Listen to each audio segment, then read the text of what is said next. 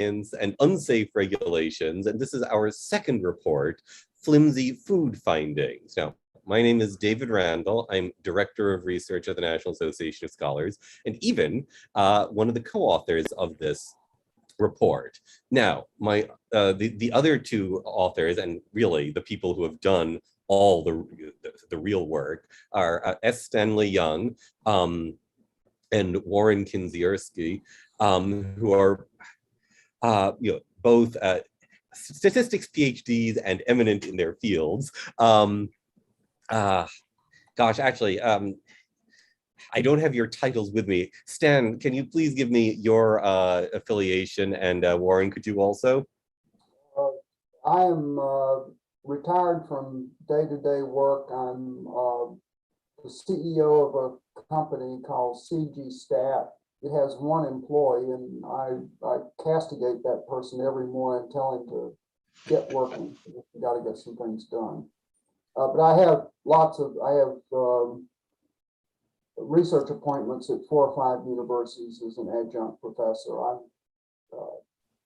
do statistics. And I'm recently retired from the University of Alberta, having spent 22 years full-time among 2 faculties and another 5 years in adjunct status, which includes Faculty of Medicine, Faculty of Engineering, and the School of Public Health. Thank you. And our 2 commenters today are Tony Cox and Jay Cordes. And I will also ask you very briefly to introduce yourselves to the audience, I guess in alphabetical order. Jay Cordes, would you be so kind as to give a brief introduction? Sure, I'm Jay. I kind of had a background in the corporate world. I started out as a software developer and joined the analytics department. Then I went to graduate school in data science at Berkeley. And the last few years, I've just co-authored a couple books, The 9 Pitfalls of Data Science and The Phantom Pattern Problem. And so they're kind of, you see a lot of success stories out there. These are kind of failure stories. And it's very much in line with a lot of things you talk about in your report. And Tony. And I'm Tony Cox. I'm president of Cox Associates in Denver. I'm a professor of business analytics at the University of Colorado, editor-in-chief of risk analysis, and I care passionately about the use of sound methods to draw sound conclusions in risk analysis. So I'm delighted to have a chance to participate in this in the launch of this, to me, incredibly important and timely work. Thank you all. Now, I am playing the double role of, I did co-author this, but I'm also playing the moderator role as well. So let me just first say the structure of what's going on, and then I'll speak a bit myself, to introduce the report and what it's about. But so the structure is, I speak a bit, ideally not too long. Well, we're going to hope that's less than 10 minutes. Then we're going to have Stan and Warren will each be speaking more about some of the technical aspects of the report, the details, and then again, perhaps 10 or more, 10 to 12, even 15 minutes apiece. Then we will have critiques by Jay Cordes and Tony Cox. I think I'd thought of that in the neighborhood of 12 to 15 minutes, but can go shorter if you so desire. When we've all done, it will then be open for digital Q&A, and that will be you, the audience, sending questions in to either the chat button or the Q&A button at the bottom. I will then relay them, although the panelists can then answer themselves as well as it comes up. And I do these things in the order that seems like would come for an interesting conversation, not chronological. If you haven't had a question answered by the end of our time, send an email to me, randall@nas.org, RANDALL. I will then forward it to our panelists. They can have the option of responding. And if you have to leave early, this is being recorded. It will be on the National Association of Scholars YouTube channel in perpetuity for you to watch this. So don't worry if you have to leave. So having said all that, let me just say a bit about where this Shifting Sands project as a whole comes from, and then just briefly and generally what this report is saying. the National Association of Scholars started writing on the irreproducibility crisis of modern science with our report on that, in fact, with the same name, in 2018. And the irreproducibility crisis is generally studying how a wide range of scientific and social scientific disciplines, for everything from epidemiology to social psychology, are just having an extraordinary number of irreproducible results, and indeed, when you try to reproduce them, false results. By many accounts, a good half of modern results in an extraordinary number of subdisciplines may be just so much empty fluff. And there's a wide number of reasons for this. Improper research techniques, a lack of accountability, disciplinary and political groupthink, a scientific culture biased toward producing positive results, and then inadequate, compromised peer review, conflicts of interest, ideological commitments, and there are false results. I mean, one puts this politely, but some of the data has not been treated properly, and that's deliberate. And it's very difficult to tell in many cases what's a mistake and what may be deliberate, but there's some of that also in there. Now, one of the important parts of this is statistics. I mean, it's procedures that use statistics are much harder hit, and when statistics goes wrong, that's right at the heart of a great deal of the irreproducibility crisis. Now, that gets us in particular to shifting sands, which followed up on both the irreproducibility crisis and then a conference that the NAS sponsored on fixing science, which was canvassing a great many aspects of the irreproducibility crisis. And indeed, a number of the people you see here spoke there. It was quite lovely. Shifting Sands in particular is a series of reports focusing on how much has the irreproducibility crisis actually affected federal regulations? How many federal regulations reflect irreproducible, flawed, and unsound research? How many grant dollars have funded irreproducible research? How widespread are research integrity violations? How many government regulations based on irreproducible science harm the common good?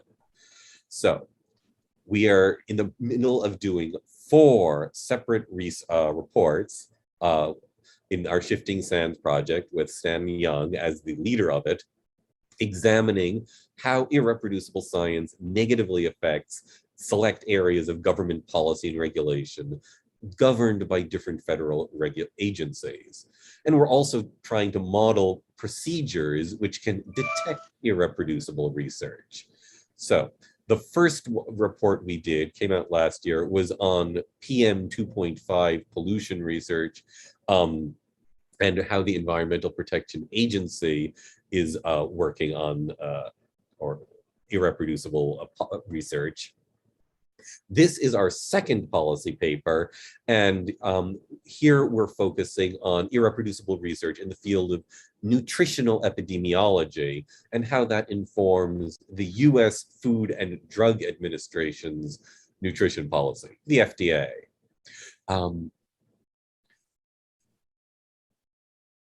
Here, as elsewhere, there are all sorts of incentives towards exciting research with positive claims, significant association, not necessarily reproducible research.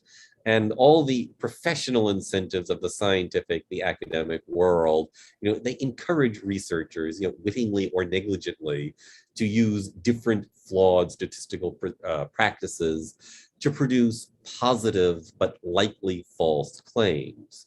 And what this report does is to apply multiple testing and multiple modeling, MTMM for short, to assess whether a body of research indeed has been affected by such flawed practices.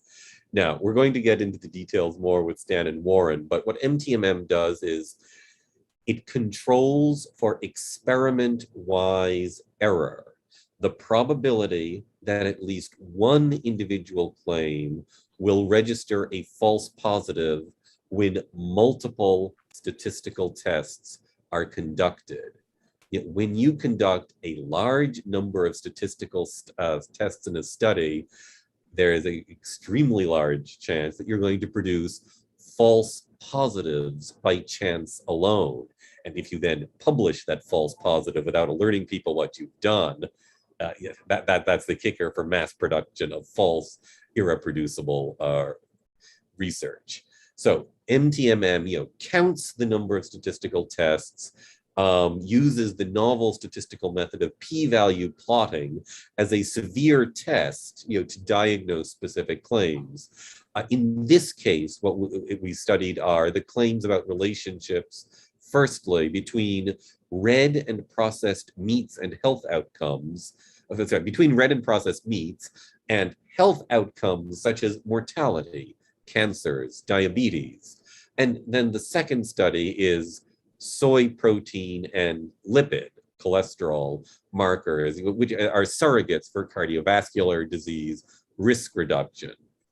So what we have found here is persuasive circumstantial evidence that the scientific literature in general and the statistical practices specifically of nutritional epidemiology for these two subjects, red and processed meats, soy protein, and the relevant health risks for both, that it's untrustworthy.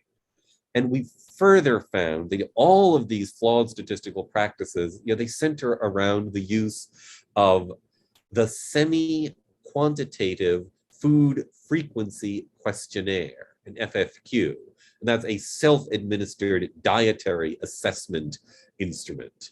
And, great thing to note, US FDA nutrition policies, they really would be very different if they applied more scientific reproducibility requirements to research that they use to justify their policies. Now, we follow all this up with a bunch of specific recommendations to bring FDA methodologies up to the level of the best available science. And that's as per the mandate, in law, of the Information Quality Act, which is sometimes called the Data Quality Act. And it won't give you all of them right now, they're in the report, but you should adopt the resampling methods, MTMM, as part of the standard battery of tests applied to nutritional epidemiology research. Take greater account of the difficulties associated with subgroup analysis in nutritional research. Require all studies that do not correct for MTMM to be labeled exploratory. Rely exclusively on meta-analyses that use tests to take account of endemic questionable research procedures such as p-hacking and harking, and I think Stan and Warren will get more into what those are. Then require the FDA to use all these best available practices, and all these pre-registration and registered reports, public access to the data, and acknowledge this explicitly when they assemble their weight of evidence standards.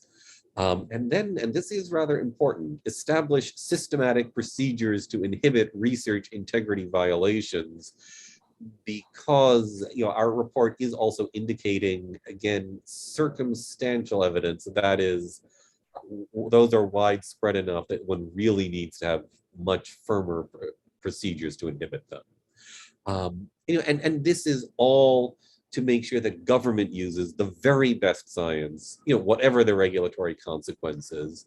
Science should use the very best research procedures, whatever results they find. The best science and the best research procedures involve building evidence on the solid rocks of transparent, reproducible, and reproduced scientific inquiry, not on shifting sands. Now, that's the introduction piece for me. Stan and Warren, how do you want to divide this? Which of you goes first? Stan will go first, and then I'll pass off to Warren, and then I'll end up looking at a few slides at the end. So we will So ABA, if you're a music lover. Okay. Warren, could you put up the slides? Okay, so can you see that, Stan? It looks great. Okay. Unsound science and unsafe regulation, flimsy food sciences. As David mentioned, we're going to focus on really a lot on food frequency questionnaires. Basically, they're usually tied to a cohort study. A cohort study is a group of people selected by researchers and then followed over time. And they ask the people, what foods did you eat, with a stylized questionnaire. And then later on, could be years later on, they ask the people again, did you have heart attacks? And you did. They'll check the death records on that. And did you have cancer, and so forth and so on. So we have a large number of research questions that are in play. If you multiply out the number of possible effects, the number of possible foods, and then you can adjust your analysis statistically for age and gender and things like that. The end result is you get an enormous search space that the researcher has available to them. We have now very fast computers. We have software that researchers can use, and we have these large data sets. Warren will get into some of that, but it's a recipe for disaster. And what our report is roughly 70 pages of text, 5 or 6 appendices, looking at details of aspects, so that you read the text. If you want to know what's happening behind the scenes, you go to an appendix. And we have a lot of references, over 200, almost 300 citations. So you can cross-reference what we're doing. The other thing, though, is that all the data that we actually use and analyze is inside the report itself. So if you want to check it or look at it or whatever, you don't have to, pony through and get all the raw data. We've included the data that we use in our report, in the report itself. The problem is an old one. Feinstein at Yale, we're going to use counting. Everyone counts, and p-value plots, which we'll get into how those are formed. And a meta-analysis, Warren will describe what a meta-analysis is. And then, as David said, we're going to look at red meat, red and processed meat, and soybean claims. The soybean claims were made a long time ago and accepted by the FDA. And then in 2017, they published a statement saying that they're going to withdraw the claims. And here we are 4 or 5 years later, and the claims have not been withdrawn or adjudicated. So there's a sort of a thing going on here. It's easy to judge the reliability of these claims. And I will say that it is the responsibility of a researcher to provide strong evidence in support of their claims. It's not my responsibility, it's not Warren's responsibility, it's not David's responsibility to prove somebody wrong. In science, logic, you can't prove a negative. Well, that means the burden of proof is on the part of the person making the claim. They have to provide strong evidence to support their claim. And this roughly 110-page report goes through and demonstrates that the claims that are being made are not supported by strong and consistent evidence. The next slide. I always love this slide, bunnies in the sky. If you sit out at your leisure, leaning back, looking up in the sky and looking at clouds, can you find the bunny? Well, quite often you can find a bunny. I actually went on the internet and I found a beautiful cloud bunny in the sky.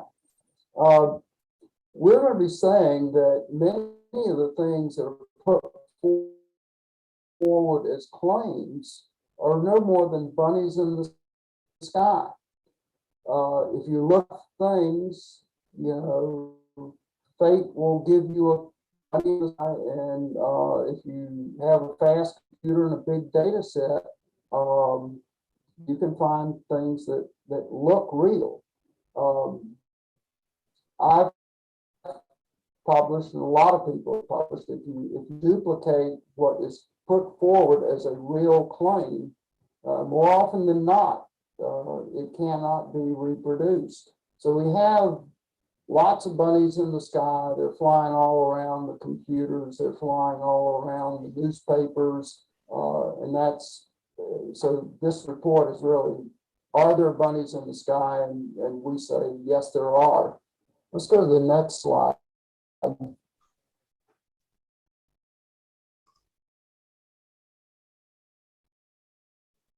Multiple testing is just asking lots of questions, and multiple modeling is adjusting each question for other variables, age, gender, things like that. Modern nutrition uses observational studies a lot. And as I mentioned earlier, there's a cohort study, a lot of people, they ask them questions about what did you eat, and then they ask them what health effects did you have later. An overly simplified and wrong way of looking at this data is to test it with null hypothesis statistical testing. And unadorned, that has a 1 in 20 chance of a false positive result. Now, if you know you're looking at analysis based on the number of questions that you have in front of you, these researchers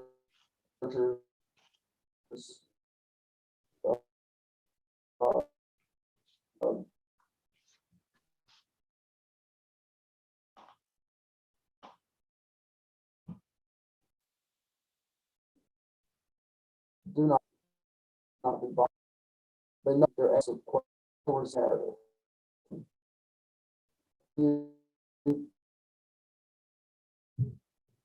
Computer where large data set or something that looks interesting, you build your paper around that interesting result, and that's multiple testing and false positives. Next slide.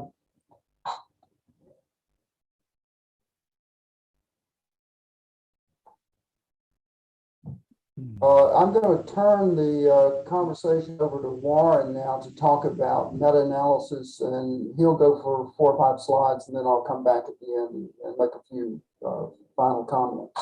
Warren. Okay, thanks, Dan. Maybe just a bit of background on meta-analysis. I've showed a couple of images here so you can conceptualize it. It's a process that combines results from individual studies statistically. Involves initially searching literature to identify statistically similar studies, and then further screening and review to narrow down a list that are combined and analyzed statistically. Now, the method itself is intended to address a single research question. These technologies are highly regarded in the medical sciences. If you look at the right-hand image, they're kind of at the top of the quality of evidence pyramid. Stan talked about the methods we use. One of them was counting to try and estimate the number of statistical tests or hypotheses that were investigated in studies. And the other one was p-value plots. And what we're showing here are some real data, what you would expect to see a null effect, no effect, or a real effect, in a meta-analysis or even in an individual base study. If you look at the left-hand image, what we see, this is a study Stan was involved in, looking at whether eating cereal leads to more boy births. And when you take the p-value results, order them from smallest to largest value and plot them, and when you see a near 45-degree line, that is indicating randomness or no effect. On the other hand, on the right-hand side, evidence for a real effect, and these are data from a smoking lung cancer cell meta-analysis. 102 p-values plotted. What we see is a very extremely shallow slope, most p-values less than 0.5, indicating a real effect. Both plots conform to distinct single sample distributions for null and real effects. Studies, meta-analysis studies whose p-values do not conform to these types of behaviors should be regarded as suspect, particularly where bias cannot be ruled out. So one of the meta-analysis we looked at was a red meat versus negative health outcomes. This particular meta-analysis identified 1,500 papers, and from that, after their review, they selected 105 primary papers for analysis. It included 70 different population cohorts and 30 different health outcomes. Their research question was whether red meat leads to negative health outcomes. So for our evaluation, we looked at the number of hypotheses tests or statistical tests conducted. And also we plotted the p-value plots for 6 of 30 health outcomes that were included in the meta-analysis. We look at our table on the right. Those are results for 15 papers that we randomly selected from that list of 105 and counted the number of statistical tests. You look in the middle of the table, that median value of your search space, that is your number of statistical tests, is in excess of 20,000. So doing 20,000 statistical tests in a single study can certainly lead to a lot of possible chance findings.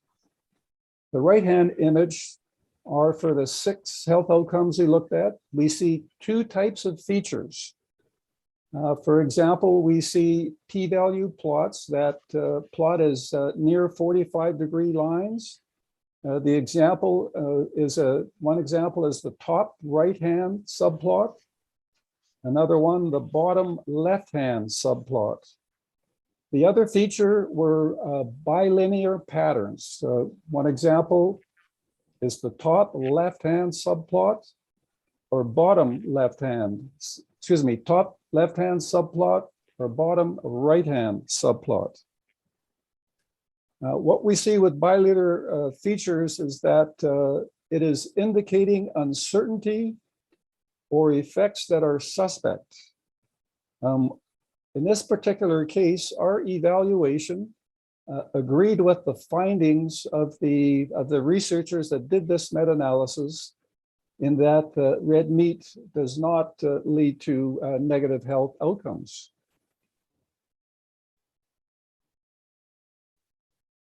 The second analysis, as David had indicated, was the US FDA list of studies, the 46 individual randomized clinical trials on humans. The particular researchers that did the analysis, they selected 43 of these 46 studies. And from that list of 43, we randomly selected 9 of individual base papers to do our counting of the number of statistical tests. And what we see, again, using the median to represent a typical paper that we selected, is that a very small number, in this case, 24 hypotheses tests were conducted. Because these are randomized trials, we would expect that. On the right-hand side, we used all the data from the 43 studies to present a p-value plot. And here we see a very strong bilinear pattern. What we would expect, again, for a real effect is that all of these p-values ordered by rank would be all clustered near the bottom, but that is not the case. In fact, there are 37 p-values that are greater than 0.5, indicating null results, and 13 p-values less than 0.5. Our evaluation does not support the evidence that soy protein intake reduces LDL levels in blood.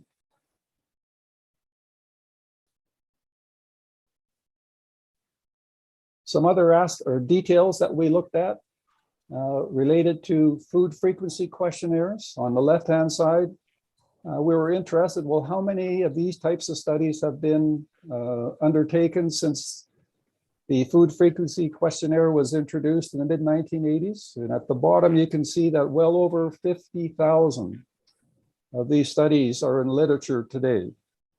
Now, what is interesting is that few to none of these studies make any corrections for multiple tests to address chance findings. And on the right-hand side, we were interested in what type of health outcomes are generally looked at in literature. The more common, obesity and inflammation, to down to the bottom of the table, the less common and rather bizarre erectile dysfunction. Okay, Stan, I'll turn the rest of the presentation over to you. Okay. There are things that go on in the literature. If you're at a university trying to make tenure and so forth and so on, it's publish or perish. And so there is a huge incentive to university professors to publish research findings. And then the editors and referees generally want a positive finding. They do not want a negative finding. They want red meat causes all-cause mortality. And if you send in a paper and say red meat does not cause all-cause mortality, it's met with a shrug, and they say, well, who would have thought it would anyway? I mean, if we're going to publish negative results, well, the papers will be, the journals will be full of just negative stuff. You know, nothing happened. So the incentives are on the side of finding a positive result. And what we found, or what we claim, is that one way to find a positive result is just ask a lot of questions. And then by chance, you'll get a positive result. If you're a clever writer, and you would not be at a university if you were not a clever writer. So you're a clever writer, you've got a positive result, could well just be chance. And that process is called p-hacking, looking at lots of p-values.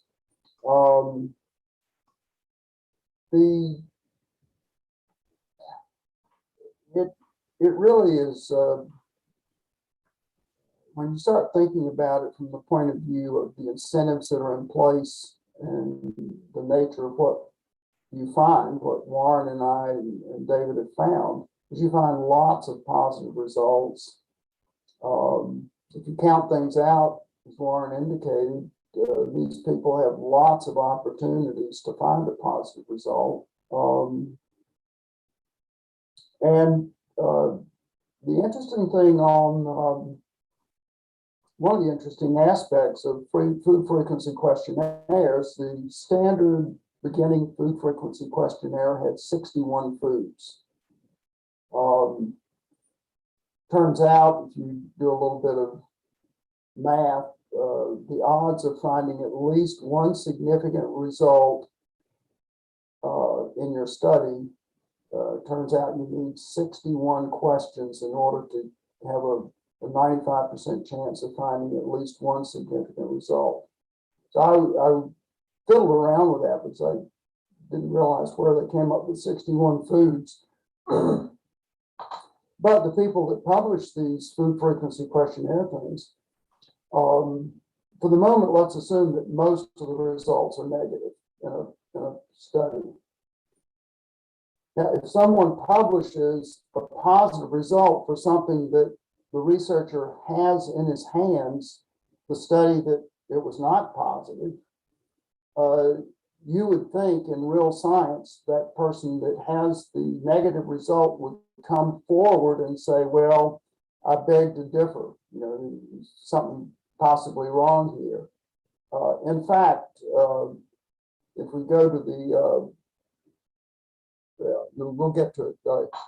In fact, very seldom, if ever, do food frequency questionnaire researchers pull up their negative results and go after a positive result that appears in the literature.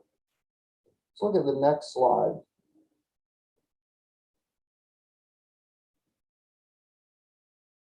What I've counted here are use Google Scholar, and I searched for FFQ, just those letters, and the word obesity. So if a paper had those two words in it, it got counted. Now, food frequency questionnaires started in the mid-'80s, and in the first decade, there were 251 such studies, such papers that had those two words in there. The '90s, you see a pretty dramatic increase in the number of papers. And then finally, if you look year 20 to 2022, there are about 4 or 5 of thousand of these papers appearing every year.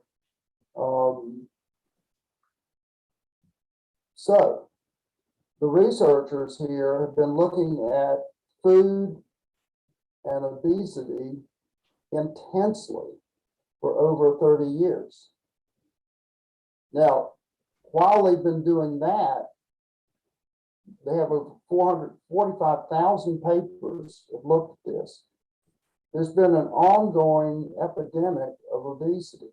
One of the things, if you search the nutrition literature, there's a virtual war going on as to what caused it and why and so forth and so on. Well, if you had committed 45,000 research papers over a 30-year period, if your research technology was good, you'd have thought they'd have sorted it out. No, not really.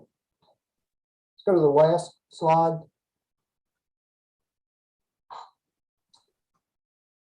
This is posed as a question, a pseudoscience guild. A guild is an association of persons formed to protect mutual interests and maintain standards. So if you talk to a guild member, they emphasize maintain standards.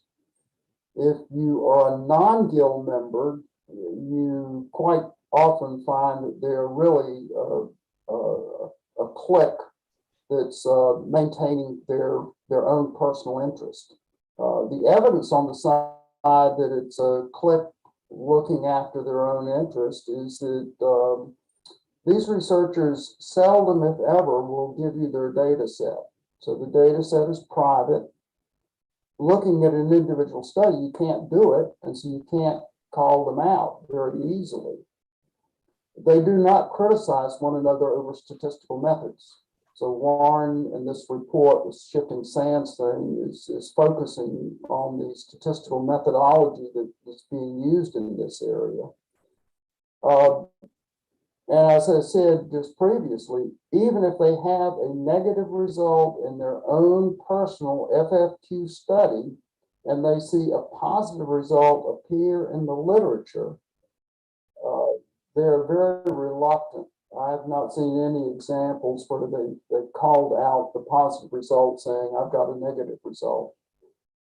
They're very accepting of government grants. These cohort studies are large, they're expensive. In theory, you can learn a lot from them, but they seem to have been commandeered by what may be a pseudoscience guild as a publishing mechanism or machine. It's very comfortable, convenient, and has many of the characteristics of a guild. So our report is focusing on, are the results real? How can you tell if they're real? And if most of the results are not real, if most of them are, bunnies in the sky, then we may be observing a pseudoscience guild that is looking out for itself quite a bit and not really providing a lot of help to the rest of us, the customers. We're the customers. Okay, that ends my bit. Well, thank you so much. Thank you, my co-author. As I say, it's a little silly to be both moderator and a co-author, but look, thank you very much. I am now going on to ask for the panelists providing comment, and I guess, alphabetical order again, if I may. Jay Cordes, may I ask if you would go first? Sure. Yeah, so thank you for inviting me to share some thoughts on this report. It's a good one, and it's an important one. So when I was at Berkeley, I was in a group project that our goal was to take data from a Chicago hospital and figure out how to predict which patients will be readmitted after they're discharged. Okay, and so we looked at a lot of different things, and we got really excited when we found a 0.96 correlation between a blood pH level and readmissions. And so, most people would call it a day. They'd say, this is fantastic, up is up, data speaks for itself, and all that stuff. But we decided, man, we should maybe run this by a doctor just to make sure this makes sense, right? And it's a good thing we did, because we showed it to the doctor, and he looked at our chart and he got a puzzled look on his face, and he goes, that's weird, the relationship's backwards. Like, if you have a low blood pH, you're dead. And our model was saying, oh, low blood pH means that you are unlikely to come back to the hospital. And high blood pH is saying you're unlikely to come back, right? And so we thought about it for a minute, and then we realized we'd forgotten to take the dead patients out of the data set. And so basically what our model was saying was that you're unlikely to be readmitted to the hospital if you were discharged to the mortuary. And so, just facepalm situation, right? And so we removed the dead patients from the data, and then the correlation reversed, and now it looked more like what the doctor was expecting. If you have a low blood pH, that's bad. That's acidic blood that's very bad for you, and you're probably going to come back to the hospital. So I mentioned that story just because, we were well-intentioned researchers, and we had no particular incentive to find a positive result. So not all of this, irreproducibility crisis has to be with, kind of misconduct like p-hacking. I just kind of learned firsthand, especially when you're dealing with observational data. I mean, this is hard stuff. This is a difficult, there's just honest mistakes with some of this stuff. In fact, when I was in downtown LA working for an internet company, we had billions of rows of data in our database. We actually stopped looking in there for opportunities. We're not doing it anymore. Too many confounding variables to try to straighten out. We relied exclusively on randomized A/B tests, right? Because that's the only way to be sure. Whatever variable you didn't think about, it's not going to be correlated with a random number. So if you run your test long enough, you can be assured that you found causality, right? You got your treatment, it's randomly assigned, you get causality. And so we just kind of learn from experience, we run across Simpson's paradox and all this crazy stuff when we're digging through the data, and you're just chasing your tail. So I kind of learned that way to be skeptical of observational studies. And so that's why I kind of perked up when you sent this nutritional studies. Oh man, this is my world too. I can understand what you're talking about. So which brings us to coffee. So have you guys seen that sign at your local Starbucks that says there might be there's a chemical known to cause cancer that might be in your coffee. I'm just shaking my head. I just look at that. It turns out that that stemmed from, in 1991, the IARC categorized coffee as possibly carcinogenic to humans. And that led to, and I'm in California, so there's Prop 65. You have to inform consumers of risk, right? And so then, there was a judgment. Starbucks hasn't properly shown that the acrylamide in their coffee doesn't cause cancer, and so now they're at risk for millions of dollars in fines. All this, and let me back up real quick. So you talk about it in the report a little bit, but the IARC, unlike all the other risk assessment agencies, it looks for the potential to cause cancer, and it doesn't consider like how much the dosage, right? So it's just looking for basically any possibility of causing cancer. So they have a pretty low standard. And in fact, out of about 1,000 chemicals they've tested, they've categorized precisely one as probably not carcinogenic. So I'm already really skeptical about these guys. And fortunately, about a year after that ruling against Starbucks, California regulators overruled it, and they said, look, this coffee cancer thing, it's not really a thing. You can take your signs down. Thank goodness for that. And eventually the IARC itself came around and actually changed their categorization of coffee. They said there's no conclusive evidence that coffee causes cancer. And you'd think that coffee would become the second item on their list of things that probably don't cause cancer, but actually didn't. They categorized it as uncategorizable or something like that. It's unclassifiable as to its cancerous, whatever that means. And if you look on their website, there's like a kind of a frequently asked questions, and somebody was saying, and one of the questions they had was, hey, you reversed your decision on coffee. Does that mean you guys got it wrong the first time? And of course they're like, no, we didn't get it wrong. Science evolves, and we get new information and all this kind of stuff.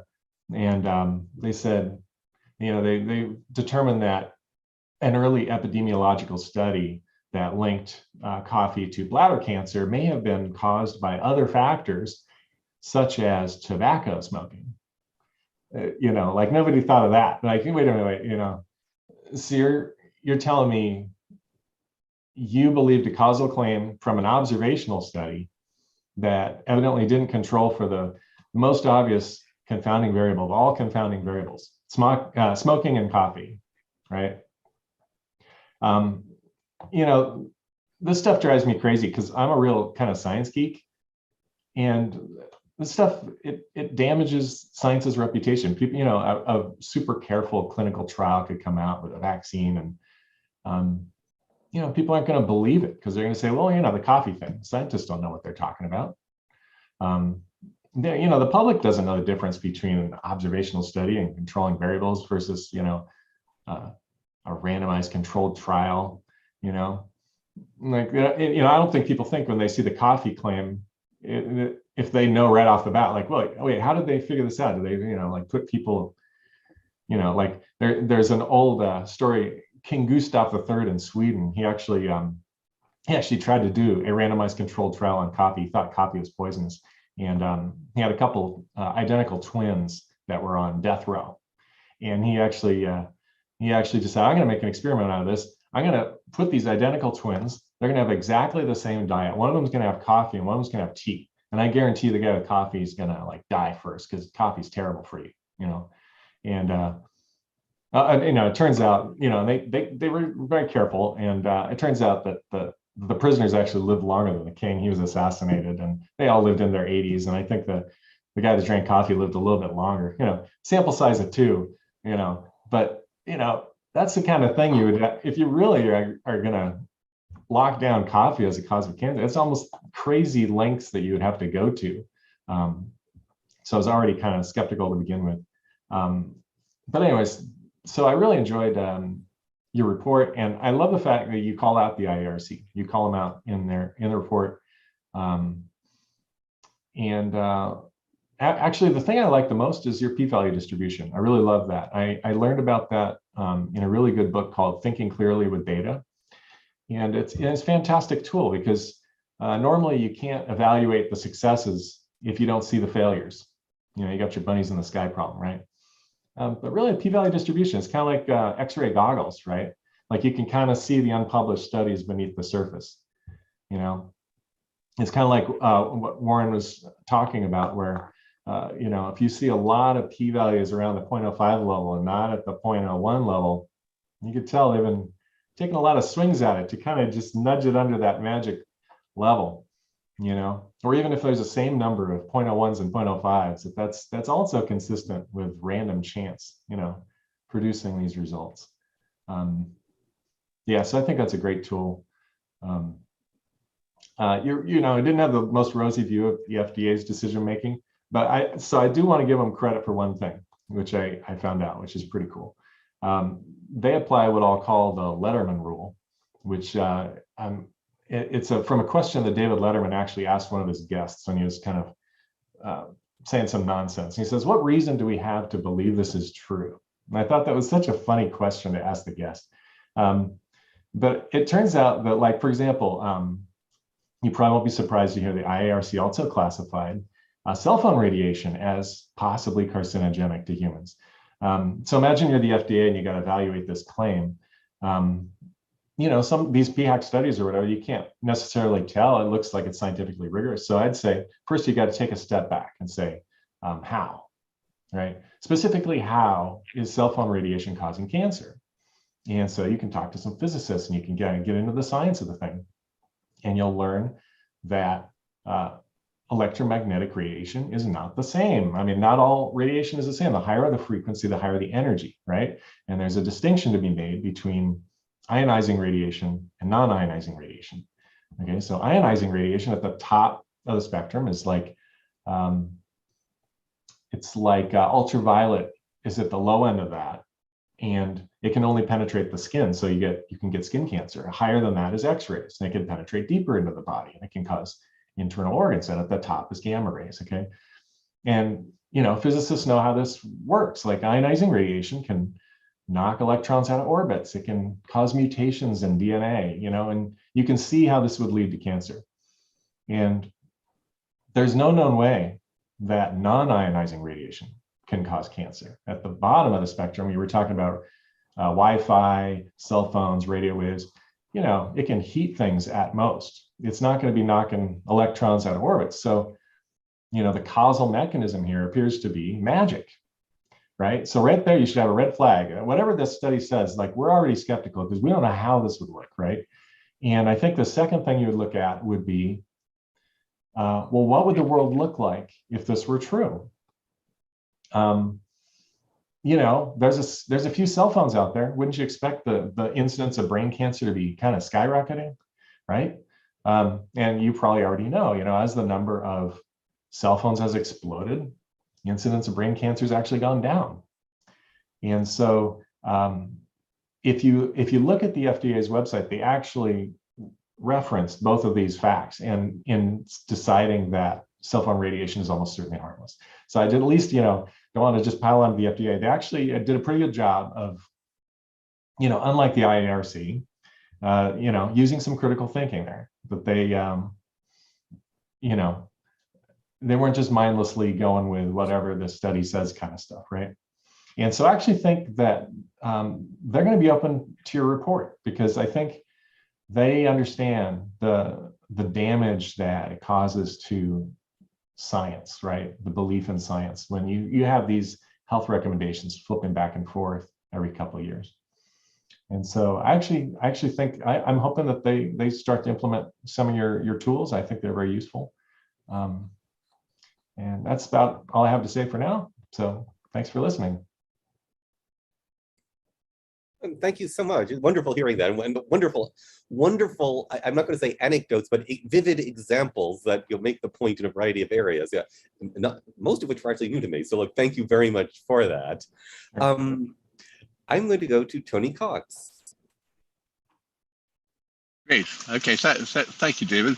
And yeah, I thought those were very cogent comments, and certainly reflect a set of perspectives that I share. I want to talk a little bit about what I see as crucial messages for the use of science in a democracy that come out of your report, and to think a little bit about how to make this as persuasive as possible to open-minded skeptics. There've been, in the literature on nutritional epidemiology, there have been over the years papers that acknowledge criticisms of the field as basically being based on observational data and relying on untested and perhaps untestable assumptions. And those papers that are gracious enough to acknowledge such concerns and address them usually conclude something like, but it's important to protect public health, and although there's no perfection here below, the great thing is to apply the Bradford Hill criteria and move on so that we can still fulfill our mission of protecting health. And of course, that begs the question of whether you are protecting public health if you're chasing imaginary horribles. There's sort of an assumption that more regulation is protective, not necessarily so. To me, there are four sort of policy-oriented messages that are perhaps bigger than the evidence base and p-value plots alone.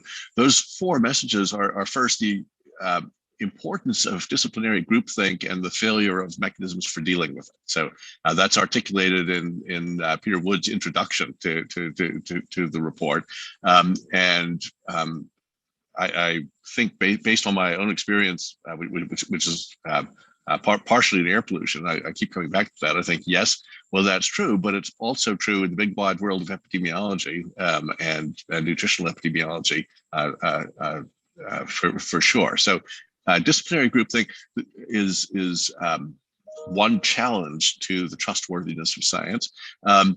Second is that the weight of evidence arguments that are used as, in a sense, substituted for best available science, that these are an arbitrary standard that can be very easily shaped by the preferences and beliefs of those who apply it. It's not an objective standard. So the second overarching issue is the arbitrariness of weight of evidence standards. It seems quite different to many folks, including me, than the classical model of science as an independently reproducible objective process. So when a group decides that the weight of evidence is that coffee is a carcinogen, or that hot chocolate is a carcinogen, or whatever it might be, there's no recourse saying, well, but you haven't shown that. The response is, well, we have. We got the appropriate people together and they agreed and that the weight of the evidence supported this view. And now we have to get on with regulating or posting signs at Starbucks or whatever it might be. The idea of, well, where's the objective part that we can all look at, it has kind of gone missing, at least in the US. The third overarching theme that I just loved, again articulated in the introduction, is that any formal system of assessment invites attempts to game it. And this concept of gaming systems and understanding that what we see is always the product of people working within a framework of incentives with some researcher degrees of freedom, and the more those degrees of freedom exist, the more flexibility there is in achieving desired outcomes. That's a super important point, and it's alluded to as a possibility many times in the report, but is hard to prove, I think, and yet very important. And the last one related to that is incentive effects, that research done in hopes of receiving federal funding is likely to be distorted research. So I think that critique of the regulatory science framework is not primarily about food. It's not about air pollution. It's an overall critique. And then my question is, so how well are we supporting this with clear evidence in the domain of flimsy food foundations? I think these messages are much bigger than multiple testing and multiple modeling. I applaud calling out MTMM as one source of distorted findings or at least one plausible source of distorted findings. I would add as examples of other cross-cutting explanations for untrustworthy science, the prevalent practice of presenting to policymakers and the public modeling assumptions as if they were empirical findings. What I mean by that is that models are assumed without validation that imply things like low dose linearity, or that there are no hidden confounders. And those assumptions roll forward into what's presented as findings. Now we have evidence that a little bit of exposure is bad for you, or that exposure is causal. That substitution of assumptions for facts is at least, I think, as prevalent and important as MTMM. There's also my personal favorite cross-cutting category of bad science in regulatory circles, which is the analysis of associational data. What we actually have is associations, and then the presentation of causal conclusions based on that associational data that leaps an unbridgeable gap. From associational data, one should not get causal conclusions, and I'll spare the long lecture on that. Some of you have heard me wax lengthy, at least, if not eloquent, on that topic.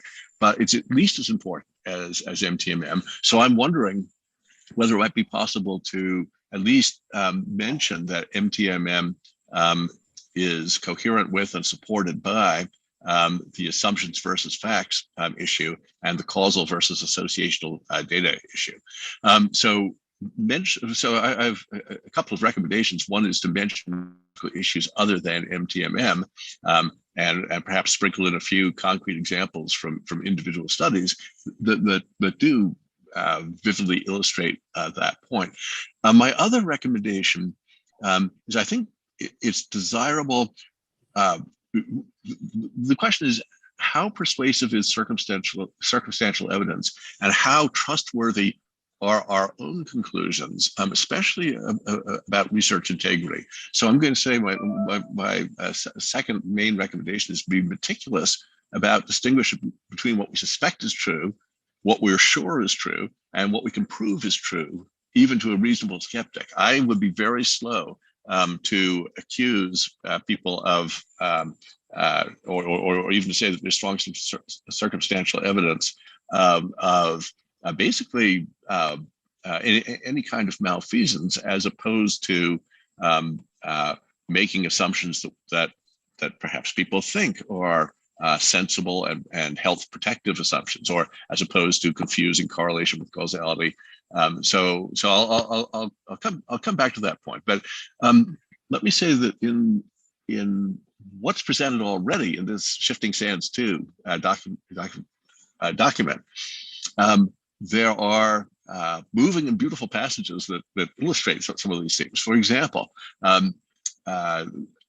you correctly note that the Code of Federal Regulations says the scientific evidence establishes that diets high in saturated fat and cholesterol are associated with increased levels of bad cholesterol, and thus with increased risk of coronary heart disease. And on that basis, companies are allowed to make claims about how changing diet would reduce the risk of heart disease. That's a wonderful example of confusing correlation and causation. So the statement in the report is accurate. The CFR does talk about the scientific evidence establishing association, especially if you don't control for confounders.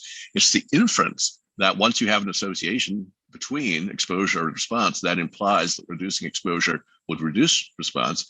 That's the problem, and it's simply a non sequitur. Again, by that reasoning, people who take baby aspirin because they're at high risk of heart attack, thus creating a positive association between baby aspirin consumption among adults and heart attack risk, the false inference from confusing association and causation would be, therefore, reducing consumption of baby aspirin would reduce risk of heart attack. Well, no, it wouldn't. It would increase it. So I think there's already some good examples. Now, the follow-up to that in the report was that recent research, and you quoted some of it, shows that the saturated fat diet hard hypothesis was not in fact supported by the evidence, meaning that there's no consistent benefit from reducing dietary saturated fat. I would wrap ribbons around that particular example, meaning saying this illustrates that we shouldn't confuse association and causation. And in fact, this whole field is full of associations, hence our attention to p-value plots, but there's almost nothing about causation. So, okay, I love the point that beliefs matter, that there are huge financial consequences when consumers are misled into confusing assumptions for facts and association for causation. Let me comment briefly on the p-value arguments. On a purely technical note, I think we have to be really careful. We ourselves need to be extremely trustworthy. And by we, I mean folks who are concerned about the trustworthiness of science and its reproducibility and its objective value in guiding policy decisions. The report says that given that conventional thresholds are 5% for p-values, a false positive result should occur about 5% of the time by chance alone. That should be fixed up. I would say that technically that's not actually quite accurate. The p-value shows that when the null hypothesis is true, false positives should not occur more than 5% of the time. But when you have a composite null hypothesis, what you typically do is go to one end of a range of values. And if we knew that one endpoint held, then the 5% would hold. But for a composite alternative hypothesis, I think I misspoke a moment ago. The point here is that we would have at most a 5% occurrence, not that we should expect a 5% occurrence by chance alone if the null hypothesis is true. And the probability that the null hypothesis is true is not specified in classical statistics. So I think there's a little bit of technical scrubbing there. To me, trying to read this as a skeptical but open-minded person. So what I try to apply when I see claims made in the literature or in critiques of the literature is to say, should this be persuasive to somebody who starts out not really wanting to believe it? Can you drag me to believe it by the force of your argument? From that perspective, I was rubbed the wrong way by the following style of thinking, and I'm going to suggest that, but it may be worth scrubbing the language of the report a bit. There's a passage that says, and this reflects a lot of the report, that researchers can use multiple testing and multiple modeling until they find an exciting result to publish, and that editors and referees have an incentive to trust too much and maybe with too much complacency, that there's been due diligence. And then the conclusion is that FFQs and cohort studies, in other words, have been afflicted by the irreproducibility crisis. I want to point out that from the open-minded skeptic's point of view, the fact that researchers can do this, coupled with the fact that editors have an incentive, does not by itself imply, it's not, and therefore this whole industry has been afflicted by the irreproducibility crisis. What it shows is that that's possible and maybe it's plausible, but that's quite different from saying, and therefore that's what's going on. So I don't think it's necessary to strengthen the findings. I think the findings are strong, but I do think it's advisable to carefully scrub our language not to claim anything more than has been proved. I don't think it's necessary, given the strengths of the p-plot, to go beyond what the data show. In a similar vein, I would be beware of questionable accusations. So the report says that the wide range of p-values in similar studies suggests that we really need to take data fabrication seriously. It acknowledges that this is circumstantial evidence, but says there is substantial circumstantial evidence of selective reporting. That might be true, but if it is, I don't feel that the case has been made persuasively. I find myself wondering, well, why? Why do we think it's data fabrication as opposed to perfectly innocent, although damaging, confirmation bias or something else? And maybe there's a good answer to that question, but it does not, to me, come across clearly enough in the report to be worth the downside. I think some people will tune out when it looks like we're easily casting aspersions or raising accusations that aren't proved with a smoking gun. So I would say, again, the p-plot results are wonderful. They make a compelling case.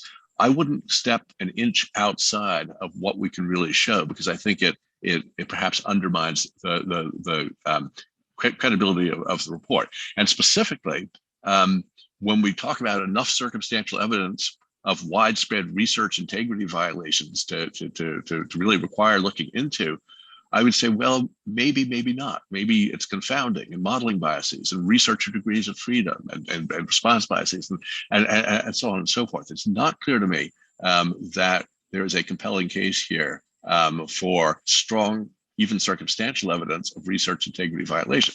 That's not to say that's not true, and it's not even to suggest that it isn't plausible, but it is to say, if we can't prove it, why suggest it? We don't need to go there, I think, to make the main points of the study.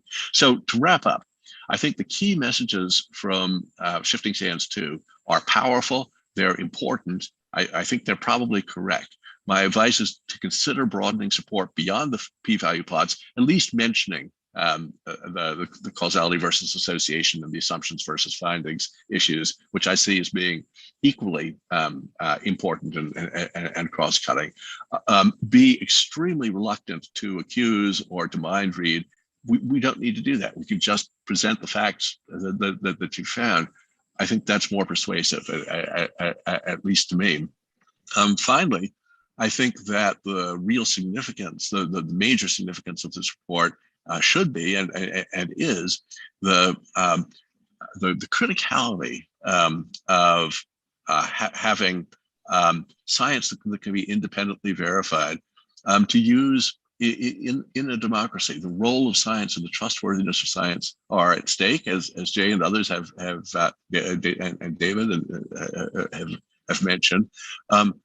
I think that almost as important as trust in science is trust in science criticism of the type that we're making. So we ourselves need to be very credible and very measured. And so given the importance of our message, my final piece of advice is, if we err at all, let it be on the side of being measured and slow, not to overinterpret the powerful results that we have.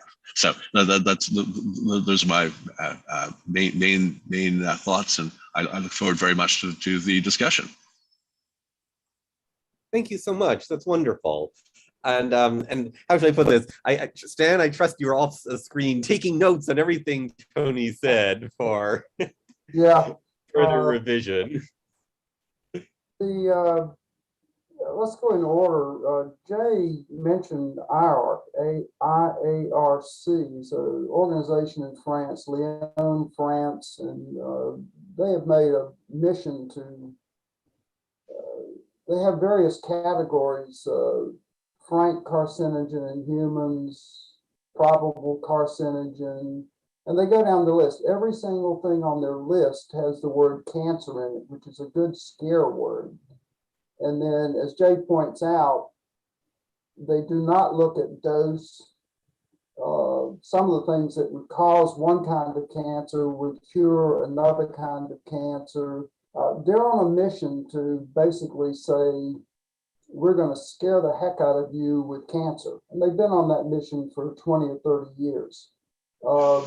And they have no category, essentially no, and you're absolutely right. There's no compound in there that says this thing is free and clear and is not likely to cause cancer, and so forth and so on. And I like critical thinking versus p-values. If you have to go back and all the puzzle parts have to fit. And so if all you have is a small p-value based on a massive number of possible tests of hypothesis, and then you take that as truth, let's go to the publisher, there's going to be an awful lot of mischief. Back to switching now to Tony a little bit, I published a paper in 2011, and I looked up, to the best of my ability at the time, I didn't have Google Scholar and all the kind of tools that we have now. I looked for randomized clinical trials where claims were tested that came from observational studies. I found at the time 12 such studies. The studies were very well done. They're huge randomized clinical trials looking at claims that came from observational studies. One of the studies called, I can't remember which one, but it cost $400 million of US money to pursue this particular question. It turned out that in the randomized clinical trial, the original claim was not supported. Now, the p-values that came out of the observational studies were tiny, p.0001. And if you believe the academics, to a degree I do, if you get a p-value that small, it's a lead pipe cinch that you're onto something. Well, all of the claims coming in had very small p-values. And now I'll drop the hammer. Out of 52 claims that had been tested in these 12 randomized clinical trials using factorial designs and so forth, not one of them was substantiated. Not one. In fact, there were 5 statistically significant results, but they were in the opposite direction of what was claimed. So there's an awful lot of meat in there that there's a lot of stuff being done in observational studies that not only is not replicating, I mean, it's not replicating when you actually go to the go-to thing, the gold standard of randomized clinical trials. Now, I'll come back and say, in our report, we can't prove a negative. We can't prove that somebody didn't cheat or they did some other thing. There are lots of ways that a study can go wrong, and there are almost an infinite number of ways that an observational study can go wrong. And simple counting says that the opportunity is there. And then this paper that I published with Carr in 2011 says, well, we've got a lot of examples where the observational claims that seem to be supported by very small p-values themselves did not replicate. Now, we cite that paper, but you can't cover everything from all angles. But I do like trying to get at causality. I mean, that's it's a huge issue. Hope springs eternal in the observational study repertoire that they will come up with a way of proving causality. I'll give them some slack if they'll simply give me their data set. But they don't give me my data, they don't give me the data set. And so yeah, we're going to go back and based on both your comments, there are some areas where we can clarify things and strengthen things. I appreciate your reading the report. One of the things that Shifting Sands is trying to do is to provide a long report with detail, not a 5-page report that appeared in some journal. These are very complicated questions. I agree with with Jay on that. And it's even more complicated in some ways to say, well, the p-value plot, it's a 45-degree line, comes very, very close to proving the null hypothesis. And that in logic, you're not supposed to be able to do.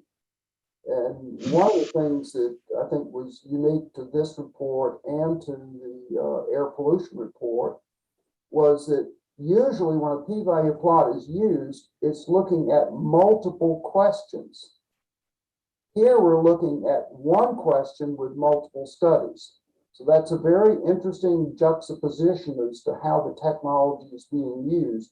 And it moves in the direction of saying, can we say that this question is provably null? Well, we can't logically say that in any case, but we move in that direction with this reverse use of the p-value plot.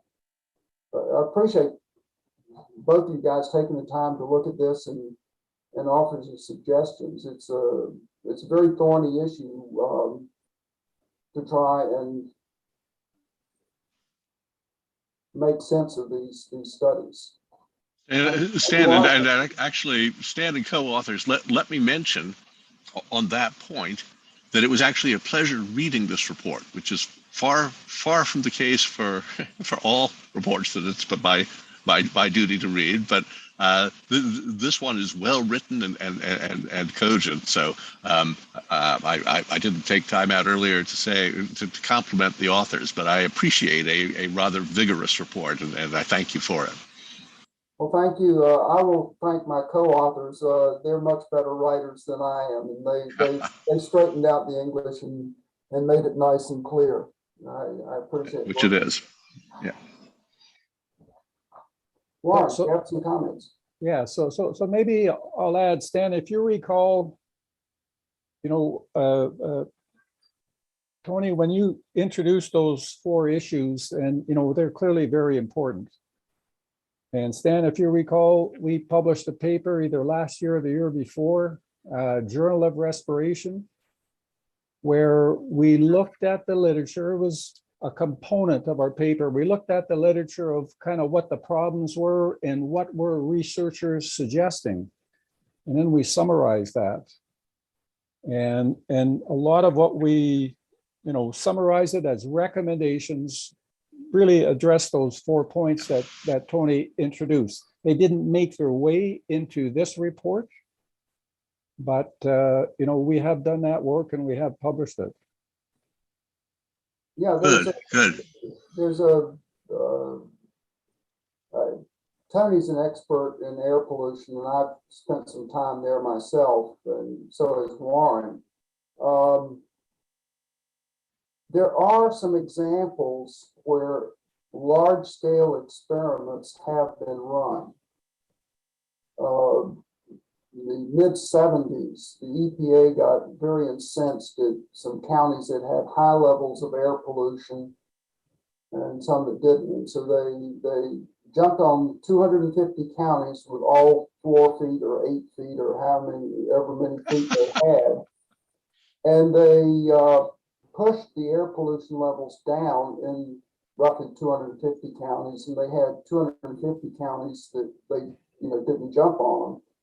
The end result was that air pollution did decrease, longevity did not. And so the other place where you have some sort of quasi-experiments is, I've looked at air pollution in California. Well, California is blessed with forest fires. They have a forest fire season. And I looked at satellite pictures of the forest fires. I could see the forest fires. I looked at smoke plumes sweeping over Los Angeles, and I looked at daily deaths in Los Angeles. Daily deaths didn't move at all. And so there are some examples of actual either experiments or quasi-experiments. And that was what was so remarkable about the 2011 paper, was that I was able to find with Alan Carr that there are examples of where these observational small p-value studies have been followed up, and $400 million. Well, I mean, all of these FFQ studies are government supported. They have these huge cohorts, and I just kind of threw in as an example today. They've looked at obesity for 35 years in 45,000 different FFQ studies.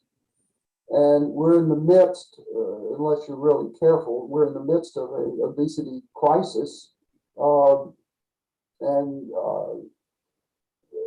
mean, it's circumstantial evidence. A lot of what we're doing is circumstantial, but with a long report, we're trying to pile up the circumstances to such a degree that people will move from neutral to plausible as to what we're saying. Yeah. Just a side note on the obesity epidemic. I read a few years ago and was really struck by the following more nuanced finding than what one often hears. People who are overweight, but who have strong hand grips, have lower mortality risks than people who are not overweight, but have strong hand grips. So I think, I'll leave it there. I found that a fascinating distinction that's often not drawn in popular discussions. Well, the one that amused me in the obesity area was all the discussion from the nutrition people is obesity is really, really, really, really bad. Okay. Right. Somebody had the nerve and got published a paper where if someone with moderate BMI elevation would simply do a little exercise, all of the obesity detriment vanished. That's it. Yeah. Back to what Jay was saying, this is a very complicated area. You know, food goes in your mouth, goes into your stomach, it's chopped up into lots of little pieces, and your intestines probably don't know whether it came from corn or from crackers. And so the whole premise of this FFQ thing is that there's going to be some magic food that will either make you much healthier or make you much more unhealthy. And this is enormously amusing. The Johnston group published a paper saying that, well, the evidence on red meat was not very strong. Well, this incensed the Guild to such an extent that 11 Guild members penned a letter to the journal editor saying you have to withdraw the paper.